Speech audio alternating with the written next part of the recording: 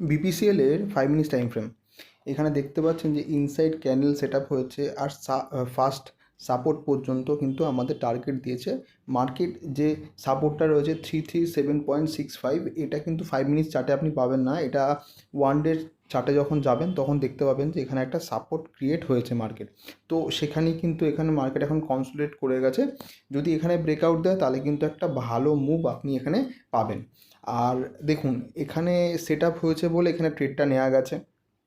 আর যদি মার্কেটকে একটুখানি পিছনে দেখেন যে 2-3 দিন ধরে মার্কেট কী করেছে, মার্কেট এখানে দেখেন ইনসাইড ক্যান্ডেল সেট আপ করেছে, সারাটা দিন ইনসাইড ক্যান্ডেলের মধ্যেই কনসোলিডেট করে টাইম ওয়েস্ট করেছে।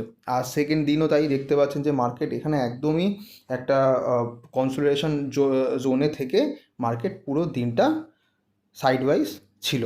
তো এরকমভাবে এরকম পজিশান যখন দেখবেন তখন কিন্তু পুরো মার্কেটকে অ্যাভয়েড করতে হবে। সেসব জায়গায় কখনোই ট্রেড নেবেন না। ট্রেড নিলে কিন্তু এসএল যাওয়ার চান্সেস অনেকটা বেড়ে যায়। যখন আপনার ট্রেড হবে তখনই আপনি ট্রেড নেবেন।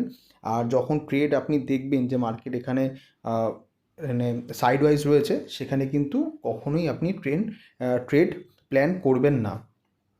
তো এখানে মার্কেটে কিছুদিন থাকতে থাকতে আপনি বুঝতে পারবেন যে সাইডওয়াইজ মার্কেট যাচ্ছে কি না, মার্কেট একটা লং একটা টার্গেট দেওয়ার জন্য যাচ্ছে। তো এই জিনিসগুলো মাথায় রাখতে হবে। যখন মার্কেট একটা বড় মুভ দেয় তারপরে কিন্তু কনসোলিডেশন জোনে একটা আসে, আদারওয়াইজ রিভার্সাল জোনে আসে। তো এইগুলো একটুখানি অবজারভেশন রাখতে হবে, তাহলে কিন্তু একটা আপনি ভালো ট্রেড প্ল্যান করতে পারবেন।